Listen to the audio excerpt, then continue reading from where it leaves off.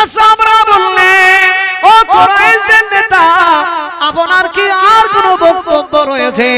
বাদশা আবরাহা যেই বললেন, Abdul Muttalib বলেছিলেন, ও বাদশা আবরাহা, আমার আর কোনো কথা নেই, কথা নেই, আমার আর কোনো কথা নেই, কথা নেই। এই দুনিয়ার মানুষেরা, বাদশা আবরাহা বলেছিলেন, ও আব্দুল মুত্তালিব, আমি তোমার কথা অনেক শুনেছি, আমি শুনেছি আপনি নাকি বিচক্ষণ নেতা, আপনি নাকি খুব বিচক্ষণ নেতা। তবে আমি এতদিন শুনেছি আপনি যখন আমার কাছে এসেছেন, আমি মনে মনে ভেবেছিলাম হয়তো আপনি আমার হাতটা ধরে অনয় বিনয় করে বলবেন, ও বাদশা আবরাহা, চলে যান, চলে যান, কাবাকে ধ্বংস করবেন না, ধ্বংস করবেন না। কিন্তু না না না, কাবা ধ্বংস করার ব্যাপারে কোনো কথা না বলে আপনি আপনার উটগুলোর কথাগুলো বলছেন। দুনিয়ার মানুষেরা, ওই সময় আব্দুল মুত্তালিব বলেছিলেন, ও বাদশা আবরাহা, শুনে রাখো, ওই 300 উটের মালিক হলাম আমি। ওই 300 উটকে বাঁচানোর দায়িত্বটাও আমার, ওদের হেফাজত করার দায়িত্বটা আমার।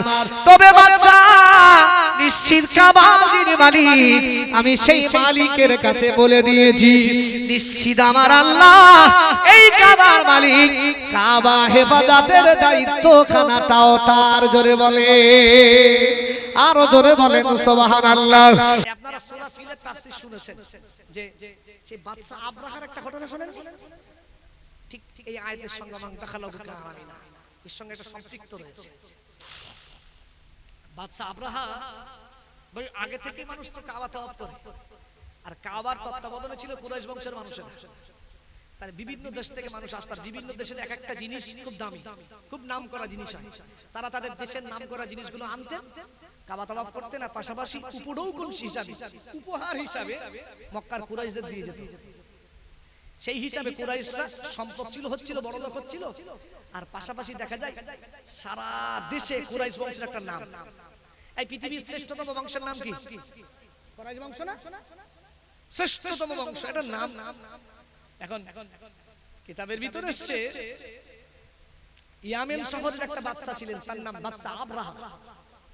সে ভাবতো যে কি সর্বনাশ, কুরাইশরা এরা মোটামুটি সারা দেশ থেকে লোক যায়, হজ করতে যায়, কাবা তওয়াফ করতে যায়, সব দেশের দামি দামি জিনিস উপঢৌকন হিসেবে নিয়ে যায়, ওদের দেয়, ওরা বড় লোক হয়ে যাচ্ছে। আর পাশাপাশি সারা পৃথিবী জুড়ে ওদের একটা সম্মান অর্জন হচ্ছে। এই হিংসা হচ্ছে, হিংসা, হিংসায় সারা পৃথিবীর মানুষ যাতে উপঢৌকন হিসেবে সব বাদশা আবরাহার কাছে নিয়ে যায়, মানুষ যেন কাবায় না যায়। সেই জন্য বাদশা আবরাহা চিন্তা করলেন কি, যে আমাকে কাবার বিকল্প কিছু ভাবতে হবে। কাবার বিকল্প কি? তিনি ইয়ামেন শহরে তিনি একটা বড় মন্দির তৈরি করেছেন, বড় মন্দির তৈরি করেছেন। করে তিনি এবার ঘোষণা দিতে লেগেছেন, শোনো, তোমরা আর কাবায় নয়, তোমরা এবার থেকে হজ করতে এখানে আসো। ভাই, কাবার বিকল্প কিছু হবে? কথা বলে না। কাবার বিকল্প কিচ্ছু হবে না, তা হয় কোনোদিন? ভাই, আল্লাহর তৈরি কাবা, নিজের মানুষ নিজে হাতে করা, তৈরি করা, এটা কোনোদিন এক হবে না। এখন দেখা যায় বাদশা আবরাহা সেইটা বহু টাকা খরচ করে তৈরি করেছেন, ঘোষণাও দিয়েছেন, তবে কেউ সেখানে যায় না। বাদশা আবরাহার বিশাল রাগ, বিশাল রাগ, যে কেউ তো আমার এখানে আসে না, আমার এত টাকা খরচ হয়ে গেছে, আমার এত টাকা নষ্ট হয়ে গেছে, কেউ আসে না, বিশাল রাগ। তিনি চিন্তা ভাবনা করে নিলেন যে যতক্ষণ কাবা পৃথিবীতে থাকবে, মানুষকে যতই ডাকি কেউ আমার এখানে আসবে না, সুতরাং কাবাটা কি পৃথিবীতে দেখা যাবে না। এই কাবা কার ঘর? এই কথা বলে না, কার ঘর? আল্লাহর ঘর। এখন এর ভিতরে মক্কা শহর থেকে কুরাইশদের কিছু মানুষ, তারা বললেন একবার দেখেই আসি বাদশা আবরাহা কি ঘর তৈরি করেছে, দেখেই আসি। আর এরা দেখতে গিয়ে চলে আসার সময় বললো, দাঁড়া, চলি তো যাবো, কিছু তো করে যাই। তো ওর ভিতরে ওরা হাজত সেরে, বাথরুম সেরে। এখন সকালবেলা খবরটা বাদশার দরবারে পৌঁছেছে, বাদশা, আপনার এখানে তো কেউ আসে না, আপনি যে উদ্দেশ্য করেছেন সেই উদ্দেশ্য তো হাসিল হয় না, মালও দেয় না, বরঞ্চ চলে যাওয়ার সময় কারাগারের ভেতরে বাথরুম করে গেছে। এই বাদশা রাগ হবে না? হবে না? আচ্ছা, রাগ হবে না? বিশাল বাচ্চা বলে, হ্যাঁ, আমি এত টাকা খরচ করে ঘর করলাম, আর এরা তাওয়াফ না করে এরা পায়খানা করে দিয়ে যাচ্ছে, সুতরাং আর দেরি করা যাবে না, আমরা কালই বেরিয়ে যাব, কাবাকে পৃথিবী থেকে মিসমাস করে দেব, ধ্বংস করে দেব। তা চল তা মোটামুটি বহু হাতির দল সাথে করে নিয়ে আর নিজে নেতৃত্ব দিচ্ছে আর বহু হাতির সাথে যত হাতি ছিলেন তাতে তত বাহিনী নিলেন চল কাবা ধ্বংস হবে। তারা মোটামুটি ইয়ামেন থেকে আস্তে আস্তে ঠিক ঠিক যখন কাবার অনুকূলে পৌঁছে গেল, কাবা মক্কার অনুকূলে যেই পৌঁছে গিয়েছে ঠিক সেদিন সন্ধ্যা হব ভাব, তখন সন্ধ্যা হয়নি। এখন যেই মক্কার অনুকূলে এরা তাবু করেছে যে আজকে আর যাবো না, আমরা যা হবে কালকে যাব, কালকে গিয়ে কাবা ধ্বংস করব। আর যে বাদশা আবরাহা যে আসছে মক্কার মানুষ আগে থেকে জানতে পেরেছে। তা মক্কার মানুষ ভাবলেন যদি বাদশা আসে তো নিশ্চিত বাদশার সাথে যুদ্ধ করা আর নিজের জীবন বিসর্জন দেওয়া সমান, সুতরাং যুদ্ধ করার দরকার নেই। যে যার মতো নিজের ঘর ছেড়ে সব পাহাড়ের দিকে, সব পাহাড়ের চূড়ার দিকে চলে গেছে ভয়। এখন এই সুযোগে আবরাহার কিছু লোক মক্কার একদম অনুকূলে একটা এলাকায় নবীজির দাদু আব্দুল মুত্তালিবের কম বেশি 300 উট বাঁধা ছিল। কয়শো? 300 উট বাঁধা ছিল। মানে আবরাহার সৈন্যরা এই সুযোগে 300 উট ওরা ওদের আয়ত্তে নিয়ে নিয়েছিল, কবজা করে নিয়েছিল। এন্ড এই খবরটা আব্দুল মুত্তালিবের কাছে পৌঁছে যায়। এই দেখবেন এই পৃথিবী মানে এই সমাজে বহু লোক আছে না, ফুরফুরার পীরজাদাদের অনেকে গালি দেয়, অনেক লোক আসে গালি দেয়, কিন্তু যেই না তার সামনে আসে সে গালি দেওয়া তো দূরের কথা, সেই লোকটা তার বেশি সম্মান করে। এই করে না করে কেন? এটা আমার দাদা পীরের দোয়া, তাই না? যতই পিছন থেকে গালি দাও তাদের সামনে যখন তুমি পাবে না অটোমেটিক্যালি তোমার অন্তরে সেই মহব্বত জন্মে যাবে। যদি বল আর যদি হয় না সুবহানাল্লাহ। ও কাবা ধ্বংস করতে আসছে, কাবার মুতাওয়াল্লি ছিলেন আব্দুল মুত্তালিব, ও তো জানে। এখন আব্দুল মুত্তালিব যেই বাদশা আবরাহার কাছে গিয়ে পৌঁছেছেন, অটোমেটিক্যালি বাদশা আবরাহা আব্দুল মুত্তালিবের সম্মানে অটোমেটিক্যালি চেয়ার ছেড়ে দিয়েছিলেন। জোরে বলে আর জোরে বলেন সুবহানাল্লাহ। আল্লাহর বান্দারা শুনে রাখো, ওই সময় আব্দুল মুত্তালিব বাদশা আবরাহাকে জিজ্ঞাসা করেছিলেন, ও বাদশা কি জন্য আপনি এখানে এসেছেন? বাদশা আবরাহা বললেন, ও আব্দুল মুত্তালিব, ও কুরাইশদের নেতা, আমি বাদশা আবরাহা এখানে এসেছি একটা মাত্র কারণ, আমার উদ্দেশ্য হলো কাবাটাকে ধ্বংস করে দেওয়া, কাবাটাকে মিসমার করে দেওয়া, এই জন্য আমি এসেছি। আব্দুল মুত্তালিব বললেন, ও বাদশা যদি আপনার উদ্দেশ্য হয় কাবাকে ধ্বংস করে দেওয়া, তাহলে কাবা ধ্বংস না করে আপনার লোকেরা কেন আমার 300 উটকে গ্রাস করেছে? আপনি এসেছেন কাবা ধ্বংস করতে, তাহলে আপনার লোকেরা আমার উটগুলোকে কি করে তারা গ্রাস করলো, তারা বন্দী করলো কেন?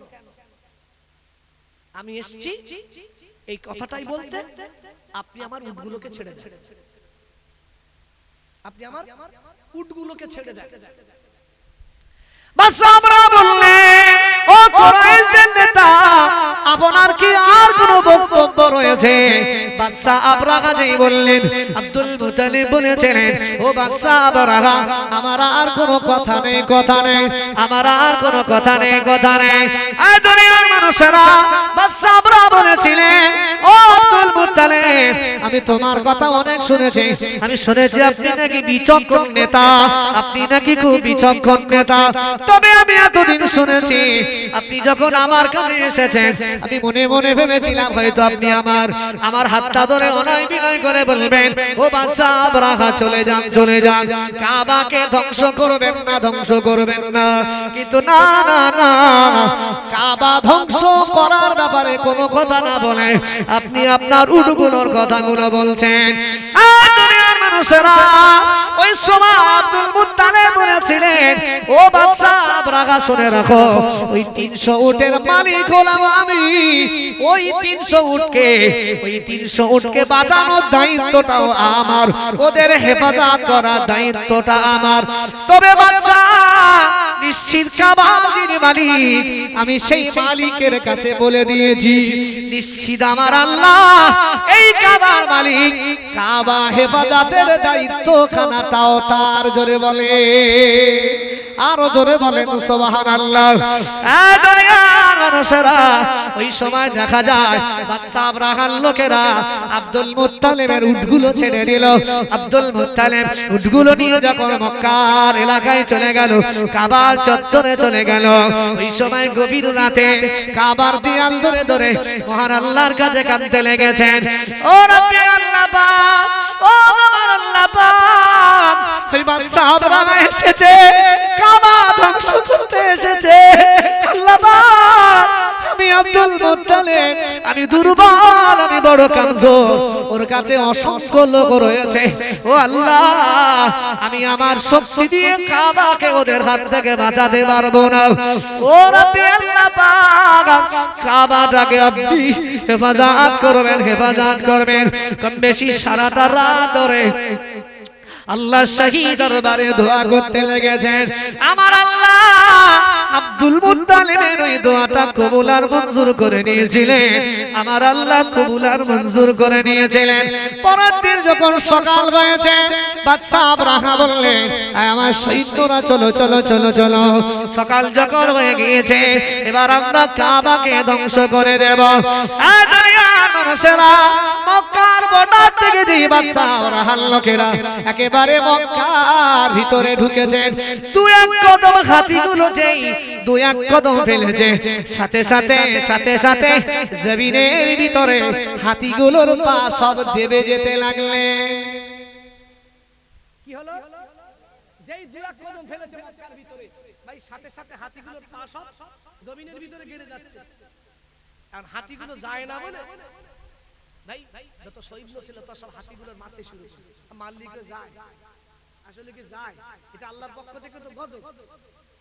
দেখা যায় আস্তে আস্তে হাতিগুলো না সব মাটিতে দেবে যেতে লাগলো। এখন সৈন্যরা মোটামুটি সব সামনে যেতে লেগেছে। আমার আল্লাহ ওই মুহূর্তে আসমান থেকে অসংখ্য ছোট ছোট পাখি পাঠালেন। এক ঝাঁক পাখি পাঠাচ্ছে, যে পাখি তিনটে করে ছোট ছোট ক্ষুদ্র পাথর আমার আল্লাহ দিয়েছিলেন। পাখি একটা ছিল ঠোঁটে আর দুই পাই ছিল দুটো। তবে আমরা পাথর ছুঁড়ে মারলে যত বড়ই পাথর মারি না কেন, এ বড় বড় হবে, যত বড়ই পাথর মারি দেখা লাগবে হাড় করে ভেঙে যাবে, এখানে লাগবে ভেতরে গোসল থেতলে যাবে, এই হবে। তবে সেই ক্ষুদ্র ক্ষুদ্র পাথরগুলো ওই হস্তি বাহিনী যারা ছিল ওদের মাথার উপরে, দেহের উপরে, মাথার উপরে যে নিক্ষেপ করছে এক একটা পাথর, ওই পাথরগুলো ভিতর থেকে পুরো একদম ছিঁড়ে ফেটে পিছনের রাস্তা দিয়ে বেরিয়ে যাচ্ছে। সাথে সাথে সেই সৈন্যটা মারা যাচ্ছে, সৈন্য মারা যাচ্ছে। এখন এই দৃশ্য দেখে এখন ভাই বাদশা আব্রাহা তিনি কি করলেন? মক্কার অনুকূল ছেড়ে তিনি তার এলাকা পালাতে লেগেছেন। তিনি পালিয়েও গিয়েছেন, তবে তার পিছন পিছন একটা পাখিও পৌঁছে গিয়েছেন। অলরেডি তিনি যখনই তার শাহী মহলে পৌঁছে গিয়েছেন, তার কিছু লোক জিজ্ঞেস করছেন, কি বাবা বাদশা আপনি ফেরত আসলেন? বলছে আর বলো না, সে কি বিপদ। তিনি বর্ণনা দিতে লেগেছেন যে এরকম এরকম পাখি তাদের গালে আর দুই পায়ে ছোট ছোট পাথর নিক্ষেপ করছে, সাথে সাথে মরে যাচ্ছে। আর বলতে বলতেই তিনি বর্ণনা দিতে দিতেই তিনি উপর দিকে তাকিয়ে দেখেন সেই পাখি ঘুরছে। বলেন এই সেই পাখি, এই পাখি। আর বলতে বলতে ওই পাখি পাথরটা যেই বাদশা আব্রাহার মাথায় নিক্ষেপ করেছেন, সাথে সাথে পিছনের রাস্তা দিয়ে পাথরটা বেরিয়ে গেল, বাদশা আব্রাহা শেষ হয়ে গেল। এখন আমার বলার কথা হলো এটাই, মান দাখালাহু কানা আমিনা, ওই জায়গায় যে থাকে সে নিরাপদ থাকে।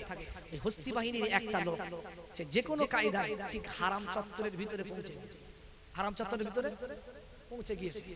ঠিক ঠিক ঠিক তিনি দেখেছেন যে তার মাথার উপরে সে পাখিটা ঘুরে বেড়াচ্ছে, মাথার উপরে পাখিটা ঘুরে বেড়াচ্ছে। তবে ও জানতো না যে আমি যদি এর ভিতরে থাকি তা আমার পাখি মারতে পারবে না, এটা নিষেধ জায়গা।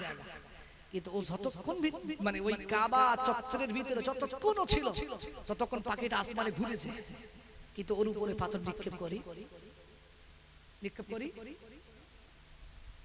আল্লাহর বান্দারা, আল্লাহর বান্দিরা শুনে রাখো, নিশ্চিত আমার আল্লাহ জানিয়ে দিয়েছে পৃথিবীতে যত সৃষ্টি আমি আল্লাহ করেছি, সব সৃষ্টি থেকে আমি আল্লাহ মানব জাতিকে শ্রেষ্ঠ বানিয়েছি। জোরে বলে আরো জোরে বলেন সুবহানাল্লাহ।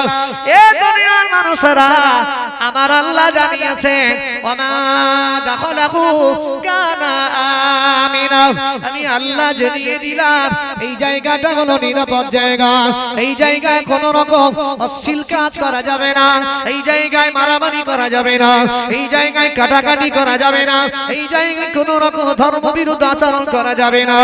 এটা হলো একেবারে পবিত্রতম জায়গা। দেখা যায় ওই পাখিটা কতক্ষণ ধরে আসমানের উপরে ওড়ে, ওই সৈন্যটার উপরে পাথর দিয়ে আঘাত করে না, আঘাত করে না। অনেকটা সময় পেরিয়ে যাবার পরে তিনি ভাবলেন মনে হয় পাখিটা চলে গিয়েছে। তিনি ভাবলেন মনে হয় আমি নিরাপদে হয়ে গেছি, আমি বিপদ থেকে বেঁচে গেছে।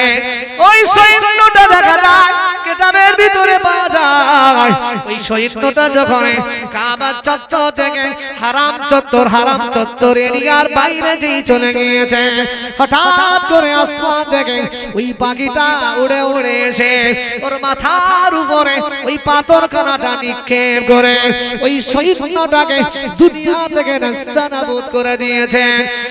দুনিয়ার মানুষেরা কাবা হলো আল্লাহর ঘর, মসজিদ ইবাদতগাহ, মসজিদে আমরা আল্লাহর ইবাদত করি, মাদ্রাসায় কোরআন হাদিসের শিক্ষা অর্জন করে। সুতরাং যারা এগুলো শত্রুতা করবে আমার আল্লাহ নিশ্চিত তাদেরকে ধ্বংস করবেন না করবেন? অপেক্ষা আজ না হয় কাল নিশ্চিত তাদের ধ্বংস হবেই হবে। ভাই কথা হলো এটাই। তাহলে যে জায়গায় আজ আল্লাহ নিদর্শন রেখে দিয়েছেন, তাহলে সে জায়গায় যাওয়া লাগবে না কথা বলে লাগবে তো। এখন আল্লাহ এতগুলো নিদর্শন শোনানোর পরে এবার আল্লাহ শোনাচ্ছেন, আল্লাহ বলছেন ওয়ালিল্লাহি আলান নাসি হিজ্জুল বাইতি মান ইসতাতা ইলাইহি সাবিলা। একই আয়াতের ভিতরে আল্লাহ এতগুলো কথা শোনালেন, এতগুলো কথা শোনানোর পর এবার আল্লাহ বলছেন যাদের ওই কাবায় পৌঁছানোর মতো, সেখান থেকে বাড়ি আসার মতো, সেখানে খরচপাতি করার মতো যা খরচ হবে, খাওয়া দাওয়া যা কিছু, এই খরচ করার মানে বহন করার ক্ষমতা যার রয়েছে, সে যেন বিন্দু পরিমাণ দেরি না করে, সাথে সাথেই সে যেন হজের নিয়াত করে নেয়। কি করে হজের নিয়াত করে। ভাই ইবাদত দু রকম দিয়ে হয়, একটা হলো ইবাদতে বাদানি, কিছু ইবাদত দেহ দিয়ে হয়, একটা ইবাদত হলো ইবাদতে মালি, সম্পদ দিয়ে হয়, তাই না? নামাজ হলো ইবাদতে বাদানি, এটা দেহ দিয়ে পড়তে হয়, তাই না বাবু? নামাজে কখনো সম্পদ লাগে না। জি ভাই, রোজা হলো ইবাদতে বাদানি, রোজায় মানুষের দেহ লাগে, মানুষ সারাদিন সিয়াম পালন করে, তাই না? এটা হলো ইবাদতে বাদানি। তবে হজ এবং যাকাত এই ইবাদতটা হলো ইবাদতে মালি। তবে যাকাতটাই ইবাদতে বাদানি লাগে না, দেহ লাগে না, যাকাতে লাগে শুধু ইবাদতে মালি, সম্পদ। তবে সব ইবাদতের থেকে পৃথক, কঠিন এবং জটিল ইবাদতটা হলো ইবাদতে মানে হজ। হজে শুধু ইবাদতে বাদানি হলে হয় না, শুধু দেহ হলেও হয় না, ইবাদতে মালি শুধু সম্পদ হলেও হয় না। আপনি মনে করেন আপনার দেহ হিষ্টপিষ্ট, আপনার টাকা নাই, হজ হবে? কথা বলেন, হজ হবে। আবার মনে করেন আপনার টাকা রয়েছে, কোন সমস্যা কি? শরীরের ক্ষমতা নাই, বাড়ি থেকে মনে 10 মিটার 20 মিটার মানে 50-100 মিটার হেঁটে যাবে, তাই লাঠি মসজিদে গিয়ে মনে করেন এই দেয়াল ধরে বসতে হচ্ছে, শিয়ালে নামাজ পড়তে হচ্ছে। তো এতে যদি এই অবস্থা হয়, এই লোক যখন হজ পাকে যাবে, হাজার হাজার লক্ষ মানুষের ভিতর দিয়ে ঘুরবে, মানে বুঝতে পারছে কি হবে? বুঝতে পারছে না কথা? তাহলে হজ পাকে গেলে শরীরের কি লাগবে? ক্ষমতা লাগবে, তাকত লাগবে। হজে গেলে ইবাদতে মালি, সম্পদ প্রয়োজন, পাশাপাশি ইবাদতে বাদানি, শরীরের ক্ষমতাও প্রয়োজন। এই দুটোই প্রয়োজন, দুটো ছাড়া হজ কখনো পরিপূর্ণ হয় না। আর আল্লাহ বলছেন তোমাদেরকে হজ করা লাগবে। ভাইরা হজ করলে না, হজ আদায় করার সাথে সাথে আমার আল্লাহ আমাদের জীবনের তামাম গুনাহগুলোকে maaf করে দেয়। যদি বললে আর যদি হয় না সুবহানাল্লাহ। একটা মজার ব্যাপার, আমি আপনাদেরকে একটা হাদিস শোনাই। হযরত শামাসাতা রাদিয়াল্লাহু আনহু তিনি হাদিসটা বর্ণনা করছেন। তিনি বলেন যে আমার আল্লাহ হজ আদায় করলে বান্দার জীবনে হজের বিনিময়ে তার জীবনের গুনাহগুলোকে সব maaf করে দেয়। যদি বলেন সুবহানাল্লাহ। হযরত শামাসাতা রাদিয়াল্লাহু তিনি বর্ণনা করছেন যে নবীর একজন সাহাবী হযরত আমর ইবনুল আস রাদিয়াল্লাহু আনহু তিনি তার ইন্তেকালের সময় অন্তিম লগ্নে আমি তখন তার কাছে বসে আছি, বা আরো অনেক নবীর সাহাবীরা বসে রয়েছেন। তিনি ওই সময় আমাদেরকে ডেকে ডেকে বলছেন, ও নবীর সাহাবীরা, ও আমার সাথী সঙ্গীরা, তোমরা কি আমার ঈমান আনার সময় ওই মুহূর্তের কথাটা কি তোমরা শুনতে চাও? তো বলছে হ্যাঁ বলো। তো বলছেন একটা সময় ছিল যে সময়টা আমার আল্লাহ আমার অন্তরে ঈমান কবুল করার একটা আশা প্রেরণা আল্লাহ জাগিয়েছিলেন। আমি আমার নবীর কাছে যাই, আমার নবীকে কি বলি যে নবীজি আমি আপনার ধর্মটা কবুল করতে চাই, আপনি আপনার হাতটাকে আমার সামনে বাড়িয়ে দেন, আমি আমর ইবনুল আস আমি আপনার হাতে হাত দিয়ে ঈমানের কলমা পড়ে আজ থেকে মুসলমান হয়ে যাব। জোরে বললে আর যদি হয় না সুবহানাল্লাহ। এখন ভাই নবীজি সবথেকে বেশি খুশি হয় কোনো মানুষ যদি ইসলাম কবুল করে, অত্যন্ত খুশি। নবীজির সাথে সাথেই নিজের হাত মোবারক বাড়িয়ে দিয়েছেন, হাত মোবারক বাড়িয়ে দিয়েছেন। আমর ইবনুল আস হাত বাড়াচ্ছেন, তবে ঠিক নবীজির হাতের কাছে যাবার আগে আবার আমর ইবনুল আস কি করলেন, নিজের হাতটাকে গুটিয়ে নিলেন। ভাই যিনি বললেন নবীজি আপনি হাত বাড়ান, আমি আপনার হাতে হাত দিয়ে কলমা পড়ে মুসলমান হব, আবার সেই লোকটাই নবীজির হাত বাড়ানোর দেখেছেন, নিজের হাতও বাড়িয়েছেন, তবে নবীজির হাতে হাত না দিয়ে আবার হাতটা গুটিয়ে নিয়েছেন। তাহলে এক প্রকারে কি বলে, ধোঁকাবাজি বলে না? এই ধোঁকাবাজি বলে না? আল্লাহর বান্দা আল্লাহর বান্দিরা শুনে রাখো, আল্লাহ নবী জানিয়ে দিয়েছেন, ও বাবা আমার, ফাকালা মালাকা ইয়া আমার, ও আমর শুনে রাখো, ক্বালা আরাদতু আন আশতারিতা, ক্বালা তাশতারিত মাযা, ও আমার তুমি তো আমায় বললে, ও মুহাম্মদ সাল্লাল্লাহু আলাইহি ওয়াসাল্লাম, ও আমাদের নবী আপনি আপনার হাতটাকে বাড়িয়ে দেন, আমি আপনার হাতে হাত দিয়ে কলমা পড়ে মুসলমান হয়ে যাব। ও বাবা আমার, কি ব্যাপার কি ব্যাপার, আমি তোমার কাছে নিজের হাতটাকে বাড়িয়ে দিলাম, কিন্তু দেখা যায় তুমি তোমার হাতটাকে না বাড়িয়ে দিয়ে সাথে সাথে তুমি তোমার হাতটাকে গুটো করে নিয়েছো, কি ব্যাপার? ওই সময় নবীর সাহাবী হযরত আমর ইবনুল আস রাদিয়াল্লাহু আনহু তিনি ওই সময় বলেন, ক্বালা আইয়াগফিরলি, ও আমার নবী আমি আপনার হাতে হাত দিয়ে কলেমা পড়ে মুসলমান হতে চাই, তবে মুসলমান হবার আগে আমি একটা শর্ত রাখতে চাই, ওই শর্ত আপনাকে পূরণ করা লাগবে। হুজুর আমি আপনার সাথে ধোঁকাবাজি করতে আসিনি, নিশ্চিত আমি আপনার হাতে হাত দিয়ে কলমা পড়ে মুসলমান হব, তবে আমার একটা শর্ত রয়েছে, এই শর্তটা যতক্ষণ পূরণ না হবে আমি আপনার হাতে হাত দেব না। নবী আমার বললেন, ও বাবা আমার, কি তোমার শর্ত রয়েছে বলো?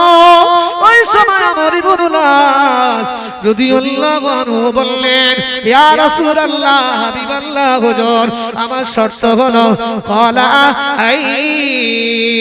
ইয়াগফিরলি, ইয়া রাসূলুল্লাহ ইয়া হাবিবাল্লাহ হুজুর, হুজুর আমার শর্ত হলো আমি নয়া জীবনের কলমা পড়ে মুসলমান হয়ে যাব, তবে আজ থেকে বিগত জীবন যে রাস্তায় আমি কাটিয়েছি নিশ্চিত এতদিন তুমি হালাতে কাফের ছিলাম, ইয়া রাসূলুল্লাহ হাবিবাল্লাহ হুজুর, হুজুর আমার শর্ত হলো ঈমানের কলমা পড়লে কি আমার আল্লাহ আমার জীবনের গুনাহগুলোকে maaf করে দেবে, আমার অপরাধগুলোকে ক্ষমা করে দেবে, যদি আমার গুনাহগুলো ক্ষমা হয়ে যায় নিশ্চিত আমি ঈমানের কলমা পড়ে মুসলমান হয়ে যাব।